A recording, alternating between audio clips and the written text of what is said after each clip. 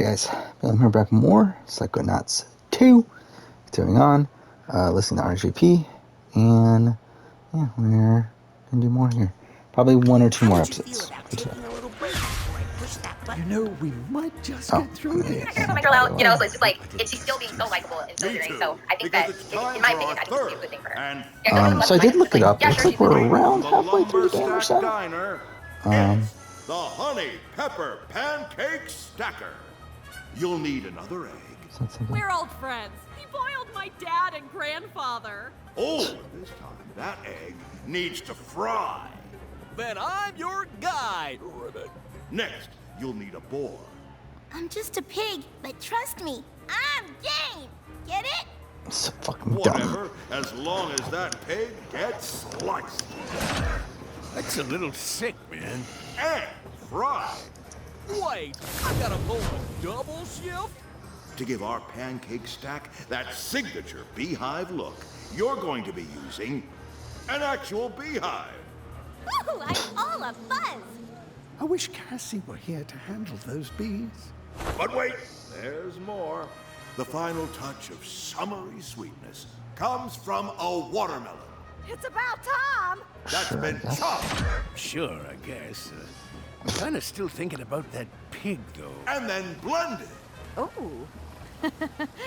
Looks like I'm the big finish. No pressure, but this is Ford Cruller's favorite dish.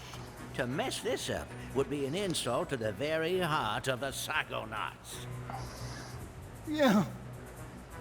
So, Losing, Chef, like an ally and also like a shield for her, because I feel like people were viewing Tanisha as like the bigger threat. So if they were to end up on the block together, they'd probably go down to Tanisha. Like, who knows what happened at that point? They might go down to Tanisha just because they think she's a bigger threat this summer. So in that sense, like, it's not great that she's losing her, but at the same time, it's a good thing for her because, like you said, it's going to get her out, talking to more people, you know, strategizing with more people, and also, like, they were doing them as a duo. Now she's not seen as a duo, and a lot of the times when you lose your half of the duo, you can kind of, like, fade back into the background, slip under the radar throughout the rest of the game. So, yeah, I think there's pluses and minuses to having Tanisha leave for summer for sure. Yeah, well, I mean, I think this speaks volumes for where the audience stands. So, like I said, 75% would like to see Tanisha leave over Moose, but when asked who do you want to win HOH next week, the top answer is Summer. And that they want Summer to win that next HOH, which is seemingly a double. I don't know what makes it not your average double, but seemingly a double, which will come right off of a potential blindside 5-4 split vote. Summer winning that would be very interesting. Really, anybody winning that would be pretty interesting, but I think Summer would definitely be able to make good use of it. And so that would, you know, like I said, I think it speaks volumes to where the audience stands in terms of like, yes, I guess Summer can go over Moose, but that does not mean that we're off the, or sorry, Tanisha can go over Moose, but that does not mean that we're off the Summer train. Yeah, just don't put Anthony or Dead in the house, and she can focus. Look, I get it. I understand Summer's just how she's flustered. Imagine opening a door and seeing Anthony Douglas.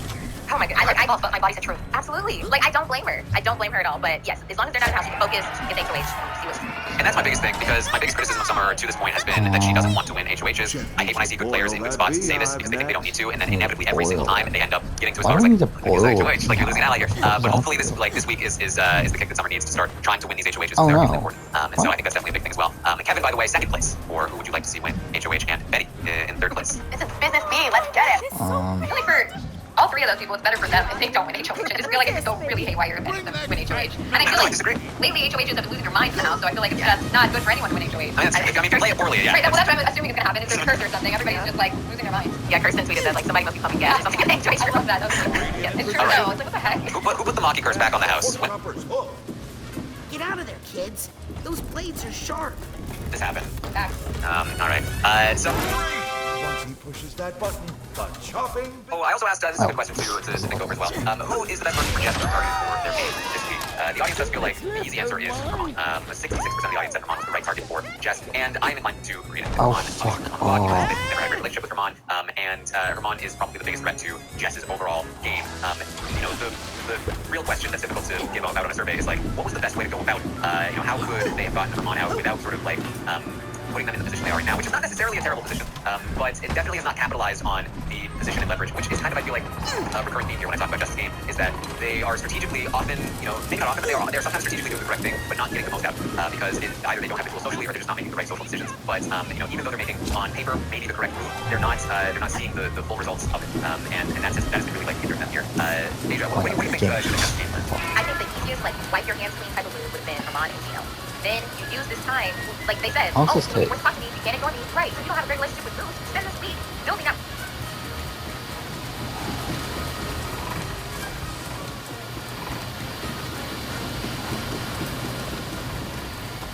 I wonder if I should work on something else instead of waiting.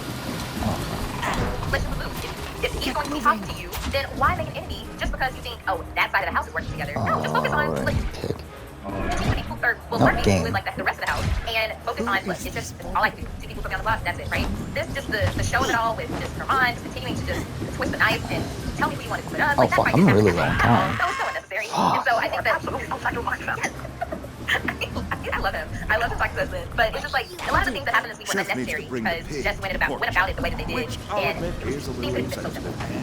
Yeah, and I think when I was oh my god, like, what the primary thing fuck? you're doing wrong socially is Fuck, I'm probably gonna need one thing. I think it's this whole notion of taking power, but still feeling like the outcast, still feeling like the one that's not respected and not talked to. And so I think they're approaching all of their social interactions with that lens, the lens that they're used to having, which is I am on the outs. But the reality is that they're in power right now, and they haven't like adjusted their approach to the fact that they are the ones now in power. And because of that, it's rubbing people the wrong way, and it's not working. And so leaving them in a position where they're particularly vulnerable for fallout. And they also are kind of trusting some of the wrong people here. And Kevin, who is absolutely playing and playing them hard and very, very not only willing but planning to throw Jess under the bus at the next opportunity. No. And he's using them and driving the game straight into the There's no ground fucking way on I can do purpose this. to 40 his own seconds. agenda, which is good big brother. I think he feels a little bad about it, and I think he's probably right that they're probably going to be pretty mad at him about it, but it is what it is. Why isn't there a restart? Right, it's like, especially with, putting up Herman and Moose, right? And then Jess does the thing with Herman about wanting to know his target. And then does the same thing with Moose, and literally does what Herman feared of telling the people that Moose is staying. And then it's a public ordeal, because why would Jess not say anything? Literally, all she wanted to do was for Jess to say, yes, I'm okay with you going up. Oh, I agree. agree. Restart. Yeah, there's no fucking. Do what Betty does, and which is be herself. And so it's just like, okay, now you just showed Herman that, like, Herman's gonna be like, you think I'm stupid? Like, you think I'm dumb enough? Like, I knew that's what you were gonna do. I literally only so finished like, one of them. One thing after another. I don't what the know. fuck? A lot of people get iconitis, but yeah, what's the opposite of that? Not making iteration waves. And not realizing that you have the power, not adjusting your sort of approach, because I don't know. It is, yeah. So that's what Jess is up to. I asked, we can run through some of these as well. The audience, how'd you rate the episodes of Big Brother Canada this week? And the audience gave the episodes a 6.9, slightly down from the 7.1 last week. And I feel like that's maybe some of the episodes last week were very good. I think that this is probably incorporating the Thursday episode, which was kind of a lame one. I thought Monday was very good. I thought Wednesday was pretty good. But I think Thursday was a bit of a dud there in the middle. But I think overall the episodes have been very, very strong. Again, I compared this season to season 6 of Big Brother Canada, where the episodes just don't do it anywhere near justice. And what you can say, what is going on? I'm loving this, how fluid and entertaining the season is. What's the closest season to this Big Brother Canada? Oh, it's season 6. If they go and watch those episodes and they come back to you after having watched like 30 episodes, like, you liar! How dare you? That friggin' because the episodes showed none of it, and I feel like the episodes this season have been on top of it so far. For the most part, I feel like they have been really accurately representing what's happening in the house, keeping us, obviously not keeping us on top of like every minor detail that's going on. That would be impossible, but keeping us knowledgeable about the things that are important enough to the story, and that I think it's kind of making sense in the reverse seeing what's actually happening here. I don't want to speak too soon. They could absolutely start shifting in another direction, but I'm excited to see how they edit some of the stuff this week, because they've already set up the Jess and Moose fight by showing the various conversations that were had. They've already set up stuff with Kevin. I think that it's time to dive deep into Kevin's moments with Helena. I think that there's a great edit they make of last night, Kevin's shenanigans with Helena and Josh, and pitch about us going to the end, brain trust. I think there's a lot of really interesting stuff that like I feel like it's been a while since I've been like, I can't wait to see how this is presented on an edited show, and I kind of feel that way right now. Yeah, I think we've all been disappointed with the editing in the past, especially because when the themes are really good, what it's is not the episode, it's kind of God? over and goes another way. Oh, it's fuck off. And I think you're right in that this season has been very true to what's going on the feed. Like, this is just fucking dumb. We're able to watch or listen to any of the morning updates or watch the feed, and you just tune into the episode. We'd all be basically on the same page. So I feel like that's key. What? And I think it's really important because typically I have to, my parents watch this like a casual Oh, viewer. I this have to is tell them, such like, bullshit. here's what happened. Again, like I rate failed. Like, why can't I just start over? I wish that they could see it themselves and get the full picture of what's going on. So I think it's been really great to see. I wonder if they either they like switched up their editing team for like someone who like really cares about it, wants to like show the narrative that happens, or this season just happens to be something that they can easily put together a narrative where like other seasons maybe weren't. I don't know. But yeah, it's great. It's so fluid that there's absolutely nothing for them to grab onto at all, and so it's like I guess we just have to try our best to show what's actually happening. Yeah, I think it's just right. I think it's just the Arissa influence. Like last season, first season as executive producer, they just eat it, and then this season's like, okay, we fully trust you now. Take the reins. I just like to give Arissa credit. Yeah, but rumors about Julie are true. Just bring in Arissa, whatever. Oh my gosh, work in the US, work visa. Like there's rumors about Julie leaving Big Brother. I know every year, but if she does, Arissa, come on down. You like that? Get the work visa or whatever. Yeah.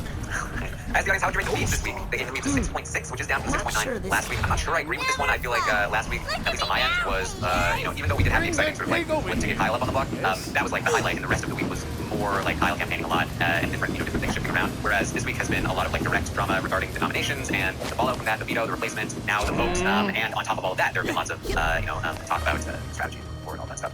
They have the missing just conversation. Yes, and that's I feel like if we're trying to account for this rating, it's probably that we are on the heels of of very strange feed outage yesterday, and now going into today, the feeds have been very off and on.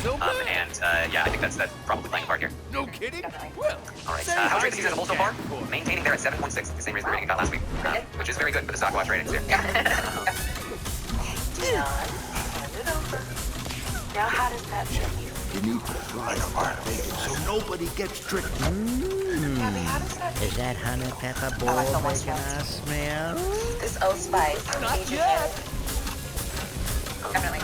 And how's your rate the competitions this week? 7.0, up from the 6.9 last week, so very high rating for the competitions as well. I almost gave up on asking this one because it was just like consistently like a 4 or 5, but people are recognizing that they are like the competitions. There you go. One more. Yeah, I really did like that equation, I would say. I think that I wish it would have gotten a little bit more time, and then maybe we could have made the questions a little bit harder. But, you know, it's just like the rush of only having a few minutes and then not knowing what you were going to see, and like, oh my gosh, especially for the fans, seeing that these were legends. And I couldn't believe it. Like, I know you said that you missed Spicy Meat, but you literally did not go to that. Like, watching it happen was so wild. Like, literally, that's what I mean, nobody would have guessed the tiebreaker, but he did it himself. I will say, I think probably what happened is that he heard 5 doors, 4 minutes, and in his head he was like 4 minutes, 4 minutes, 4 minutes. He got to door number 4, and he was like, okay, well, all 4 doors. I think that like the 4 minutes kind of got switched, kind of got cross-wired with the 5 doors, which is probably what. And he intentionally like skipped like a downstairs door initially to like go to the big cluster first, and that probably didn't help either. But you gotta be on top of that stuff. You gotta be very careful. Herman will probably not do very well at his race. That level of detail. Yeah, I feel like the competition was really great, I think, but I feel like, and this is a very nifty, like obviously I love having the pass out like that, it was great and everything. So what's the point of time limit if you can Have I still do it mentioned now? that when prepared improperly, the honey pepper pancake stacker can produce an interesting byproduct? No? I didn't mention the possibility of a deadly swarm of killer bees? Ah, no matter. I know this voice. Who's Let's see what we got. Reveal the meal!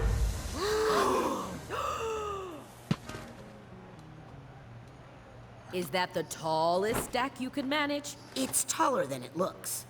Because we put the literal height of the horizontality of the flavor profile, if you will.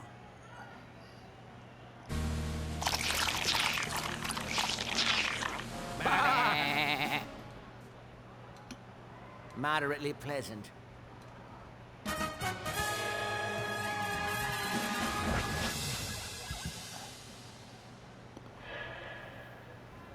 Well, Chef, it looks like you've won over not just our judges, but also our audience. How do you feel? Well, I couldn't have done it without this young man here. No way! You can totally do this on your own now, Agent Poole. No, don't say that. That's great to hear. Because it's time for what audience? Double down! No! That's right. It's time to double down. Chef will be cooking alone in our isolation station, completely dependent on his sous chef to gather the ingredients he needs for the final 3 dishes. Don't worry, Agent Poole. Oh, wait, that I'll wasn't get you the all the end. ingredients you need. What do you think, judges? Ready for another course? No problem. We're professionals. We might have to make a little room. Okay, first dish is vegetable medley. Ingredients on the board. I'm getting out of here before things get messy.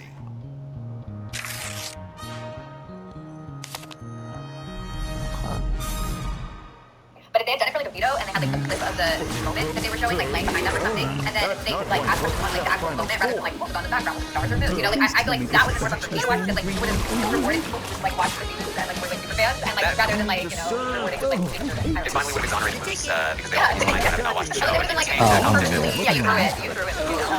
Yeah, you can't trick us. You know, you gave up a chance at HOH just to try and trick us, but we've got our eye on you, Moose. But I did like have little speed bubbles around like you like I could say like you're going home or whatever, I was going home. Like you had like all these different like speed bubbles from that. Oh, this is like fun. I didn't even realize that this was. Well, I asked the audience to rank the players in their favorite, and we have some results. Would you two like to guess who is the top 3?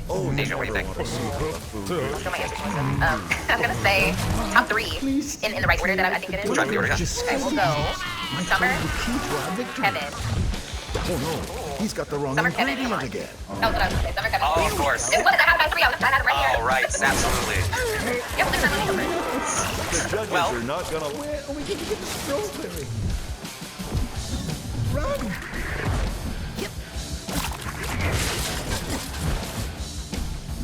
attack you. The correct answer is number 1.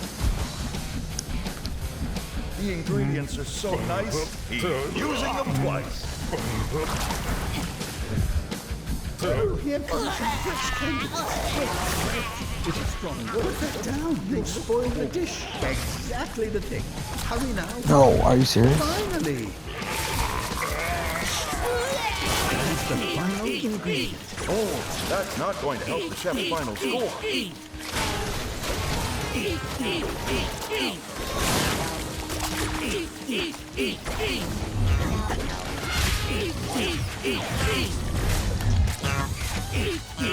That's very nice shit.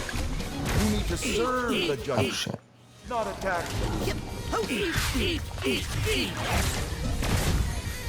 did it! We did it.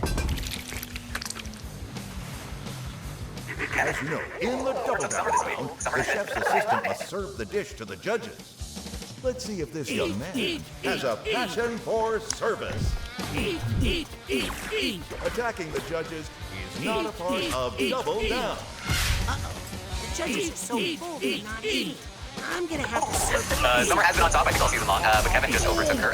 She is in second place as of right now. And then third place. What's going on? Okay. I should have tried playing that. I didn't like Herman, so I put Herman up there. Right. I definitely would have said Josh Ford, but I just feel like he's been seeing more of the other three. So it's like I feel like people might have forgotten. Perhaps a little too much. I can tell you, I'll give you, or you know what, you guys guess, and I'll give you last week's. I would say Jess and That's gonna be messy. Marty I'm and- out of here. Second dish is royal boar. I don't know about that last one. Well, Asia. I'm gonna say Jess, JC Lynn.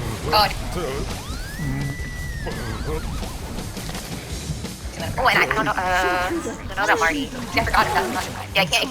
Right. I literally was like, who's there? Right. I don't think people would say Tanisha. I mean, maybe it's not that people dislike her. I guess she's pleasant. Some people wouldn't say she's like not their fave. So maybe Marty. Marty was the past. People would say Marty. Not that I dislike Marty, but people have been in the spot of Marty. Last, I would say last Jess. Next to last, Jason Lynn, and then Marty. Same exact answers again? Yeah. All right. Okay. Well, last week Kyle was in last place, followed by Jace, and then Marty. This week it is Jess in last place. How far did she fall? What was she last week? Last week Jess was 5th from last, so that was like 9th place. Pretty big drop. So That is wonderful. Has every HOH been last? it's possible. No, Kyle was last. Or sorry, no, yeah, Gino was last. Kyle was last place. Gino was 4th from last. You know, I was gonna say how wild if every HOH they just like change their likability.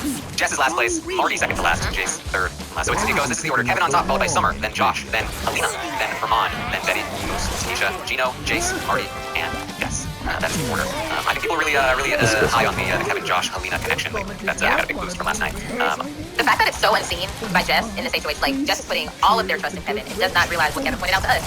I'm their number one. They're not my number one. And you would think that you could feel if you were someone's number one. Like you would know that they spilled everything to you. They're talking to you constantly. They just got Kevin to start. Like they had to say in week 5, I need you to talk to me more. How are you Kevin's number one if you are needing to ask him, plead with him, talk to me more? Yeah, so let's try and lay down the state of the house here before we get into the ratings. Just real quick to try and set up what we're looking at. With Tanisha and Moose on the block, there are 9 votes. As of right now, Kevin, Alina, Marty, Gino, and Jace are all going to be voting Tanisha out to keep Moose in the game. Then on the other side, Herman, Summer, Betty, and Josh will be voting to keep Tanisha, voting Moose out of the game. But that does not mean that everyone who is doing that believes in where they're voting necessarily. Because last night, Kevin pitched to Josh that, hey, I think there's a way for us to take Tanisha out of the game without you getting any blame. You can vote Tanisha to stay. Tanisha will still go, and we will move forward as a trio. He pitches to Josh that him, Alina, and Josh should work together, secretly coordinating behind the scenes, having eyes and ears in every trust cluster in this game, and operate in that fashion. Josh was very hyped on the idea. I recommend listening to the update this morning, from this morning, if you want to learn more about this. And I also recommend just watching this from last night. It was very entertaining. I'm sure it will end up on the episode. So that's where the core power structure is looking like it might end up, depending on how this week plays out, how the HOH plays out. In addition to those 3 who have been trying to find time to talk to each other throughout the day, it seems like it might be coming together. We'll see. You also have, of course, if Tanisha leaves, Summer and Betty are pretty closely working together. Herman is obviously attached. Moose is attached as well, but they expect him to be leaving right now. So if Moose doesn't leave, then I think kind of knows exactly where he ends up. He's been campaigning to the 5 votes that are going to keep him. So he'll probably try to play the middle if he can. But he is pretty close with a lot of the people, like Summer, Betty, and Herman. Herman, I think, will also maybe try to jump across, which is why it's hard to give a state of the house at all, because given what might happen, people will try to jump over the lines, and then new structures, new things will form. But right now, the sort of solid group that is voting Tanisha out is that group of Marty, Jace, Gino, Kevin, Alina, and they are looking like they'll be working together for the near future at the very least. When it comes to this vote, who knows what happens after the fact? Because again, with more people looking to jump across, they basically end up being like, oh well, now we've got Herman, we don't need Kevin, now we've got this person. They are all looking. Most of them are looking at already dropping Jess and kind of throwing Jess under the bus because Jess would be very wishy-washy in terms of their placement. That's better. We didn't see any of this on the feed because a lot of it was cut, so it's hard to know exactly what happened here. But just in addition to the mistakes that they were making with some of the other side, they also seem to be making some mistakes with their own alliance. Marty said that he needed to talk to Jess for 2 hours to make sure that they didn't end up, going with Here comes the spatula. Which would have felt like such a curveball. I don't even know how that was an option. But, and I think back to last season, Ty, Jed, and Bev, and it's just like, they're an obvious trio, right? They were the trio that season. But with Alina, Josh, and Kevin, who's saying, oh, you put up Kevin, Josh, or you make sure we put up Alina and Josh. I feel like I don't hear any, like maybe someone will put up one of the three, but I don't see them targeting them in order to split them up. And as a team, if the trend continues to keep up the elite, things always change after we go. So, if that trend does continue, then that'll be great because that can work in their favor because, things always change. So I think if they continue to just solidify it, which they have, but if it continues into group double and everyone goes unharmed, then, it'll be how they continue to Yes, so, to say that has not really much to say that, but we're trying to give you as much as we can. One of those goods recently registered as a strawberry by any chance? But seemingly the most solid, relationships are probably moving forward Summer and Betty now, potentially. You've got obviously Jason Gino, Marty's attached to them loosely. Marty's also with Alina, and he's also with Kevin. Kevin's with Alina, Kevin's got a great relationship with Josh. Ramon is working on Gino, Ramon has a decent relationship with Moose, and, it's all over the place. It's what some stuff. Let's talk about the stock watch. This is where we rate the players and based on how well we think they're doing in the house this week, and I also pulled the audience to get what they think about the house guests here. And we update the prices in the stock watch game. So we're going to bring it up here, and we're going to get right into these ratings. We're going to start with Betty. How do we feel about Betty? Last week I gave Betty a 5 because I felt like Betty's position had improved, and I was feeling pretty decent about where things were heading. Now, this week I don't think is the greatest week for Betty. Betty got into it with Moose a little bit. They have made up. That's all fine, but it definitely wasn't like a great thing for Betty's game. In addition to that, losing Tanisha is not the greatest thing either. It could sort of blossom out into something more beneficial if it means that Betty can get closer with Summer, and that they can play game on it that way. But it's not like Betty wants to be next to Summer's mom too. That's not a great spot for her. In addition to that, being Summer's number 1 didn't exactly work out well for Tanisha either, because Summer's so not targetable. That might just land on somebody next to her. So overall, I feel like this was a net loss for Betty this week, and I think I'm gonna go down from 5 to a 4. I'm still not like super low on Betty. I do think that Betty, she's still in the game, she's still looking okay, but she's also still a person that could end up on the pawn, and overall the position is not looking super great. So down to a 4 for Betty. Well, I don't know about you, but I certainly had my fill of excitement today. All right, everybody, let's clean up this mess. Come on, get it moving.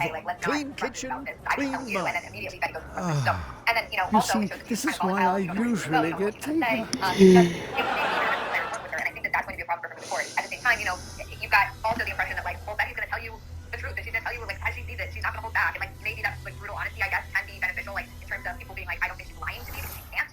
But I think generally, I'm a little less, I feel less good, I guess, about her place in the house, now that I think people see her that way. At first it was, just testing her getting into it, and okay, that's kind of but what do you mean they won't let her out? And I think that's cool, that's an issue, so, yeah, 4 for me. Right, Asia, what do you think? What? Yeah, so, first off, the last time I rated Big Brother players, we were talking about celebrity, and on a celebrity curve, so I had to read that. So I'm rating purely on entertainment, so we're going to give her a 7. Yeah, boy. 10 out of 10. Yeah. I need to go find Cassie right away. Lost? We'll never get lost. I know that forest like the back of my hand. Wait, don't you want help? Guess he doesn't. Alright, so we got the membership card. With this senior league pass, I can get to Agent Crawler in the bowling alley and try to reconnect that aspect of his mind.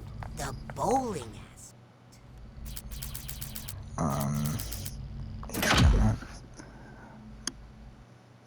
So Betty, she's interesting because, Taryn, you're totally right. You can totally see yourself being an easy pawn. But it's who at this point is saying, my target is Betty. I have to get Betty out. I have to devote my HOH to Betty. I think they've all just kind of her game is just comical to them at this point. They all joke about, even Tanisha, they all joke about her and comps, right? And so it's she's become such a non-threat that it could help her. The fact that she blows up, or not blows up on people, but she's not afraid to confront people. When she hears her name, that is such an insult that her name could be uttered in the game of Big Brother, right? But then it's a person, they don't even give her anything back. They won't argue back. They're just okay, that's all right. Yeah, that happens. Probably. But, I just think that it's going to have to be a certain situation that would get her out, where it's just I just realized that further. So because I don't see her in any immediate danger, I don't even see her being Otto's lab, right? Upcoming double. I have to agree with y'all. Give her a 4 as well. So don't pitch my name. Yeah. Really rude to give her a 4. The audience though agrees. Betty's 4. So it's gonna be straight 4s for Betty. Let's talk about Gino. Melissa, what do you think about Gino? You know, I don't feel too bad about Gino's game. I thought that he would be put on the block this week, so I'm kind of surprised that he's not. In the fact that he's not, I think is a good sign. I also think that I haven't really heard people say, you know, we need to break up the showman, we need to put the two of them on the block. And in a house like this, where everybody's kind of super fluid and we don't really have any really strong, solid alliances, like they kind of have one of the strongest alliances in the house, just because like they won't go after each other, and that's good for you to have a vote right there. So I think that's a good sign. Yeah, I thought Gino was going to be in a bad spot, and I thought Jason was going to be in a bad spot as well, and they both don't seem to be in that bad of a spot. Gino at least has a bunch of people kind of wanting to work with him generally. So I think I gotta go up with 6 for him. It's a big bump, but you know, I think because this would have been the week to be on the block, and he wasn't. So, yeah, gotta give him a 6. Let's combine that Psychor with your card so you can rank up. Here you go, Asia. What are your thoughts? Yeah, so my roommate told me coming into this, she said, talk about Gino on the podcast. I'll actually listen, because he's never listened to any of my podcasts. so I was like, I'm sorry, it's impossible. He's barely been on the show this week, and hardly on the feed. And so that has to definitely, like, play a part, because he's always with JC Lynn. That's all they do is spend time with each other. And, like, I think about, you know, I think the credit can go to his move last week of not putting Kevin on the block. I think that helped him this week, because Jess won HOH, and so Kevin was able to kind of shift, like, this is what I would do. And I think if Kevin had ended up on the block, things could have turned out differently. He would probably view Gino differently, because Kevin has such influence. It really helped. But I know that's kind of like being so-oriented, but I think it really did help him this week. But then I have to think about his lack of social game this week, his unnecessary, like, what's going on with Gino? Like, is that just dead? Like, what's going on with him in summer? Why See, the thing is that I'm not turning on why does that have to turn difficulty, like, so... I don't know, I see people wanting to pull in Gino and Jason because their numbers, their showmans are like, okay, tag deal right there, but I don't think that's any of Gino's doing, and I don't see him playing active target anything right now, so I have to go with 5. Alright, well, the audience agrees. The audience also went to 5 for Gino. And I'm definitely not at the 6. I am definitely, though, considering the 5. I think that this is a great week for Gino. I mean, Jess winning and Jess taking a shot and it ultimately falling on Tanisha, these are all, like, fantastic things. If it had been a lot of other people that won this HOH, Gino probably finds himself on the block. Luckily, though, that's not the case when Jess wins. If Herman or Moose had not won the veto, and one of them is definitely going home, particularly Herman at that point. That's also, like, it's great that he didn't end up on the block, but Herman leaving isn't, like, the best thing in the world for Gino, because he's got a good, decent working relationship with Herman. The fact that all these things converged and Tanisha is going to be the person that leaves, that's all very good for Gino's position overall. Tanisha leaving means that Summer doesn't have a lot of other places to turn, and maybe he can sort of lean on that relationship. That's kind of what he's hoping. We'll see if it happens. And the fact that Jess is going to take a lot of heat for this, Marty's going to take a lot of heat for this because Marty's been so involved, all very good things for Gino. The problem is that he is still a big target out there, and a lot of people are still looking at putting him up next to Marty, or putting Jace up next to Marty, or something along those lines. And all of those shots, like the shot that could have come at Kyle, mean that Gino's either on the block next to a target, or a backup target, or nomination for them if the veto is won and used, which happens a lot this season, which means he's still not in the best position in the world. I also don't have much faith in him as a strategic player in the game. He is kind of just being used right now by some of the more forceful players to sort of position him in a place where they want him to be. All my gray hidden under the helmet. Ah, good tip.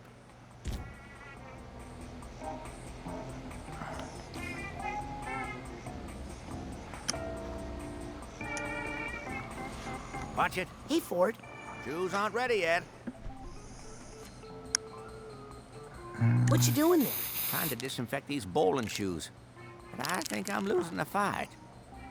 Would you mind if I stepped inside your mind for a minute? Sure. Better than you stepping inside one of these shoes. I tell you, it's like Germ City in there.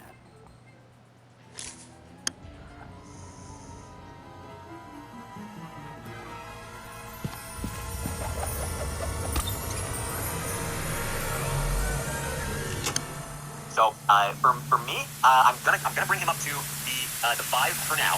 But I do think that that he is in a position where like he will need to continue to get lucky if he wants to even just maintain this position, because I think that he's gonna run out of runway very quickly. And one of his biggest issues in the game is that he doesn't really have any solid allies anymore apart from Jace. Even Marty is more loyal to other people, and so he needs to solve that. And he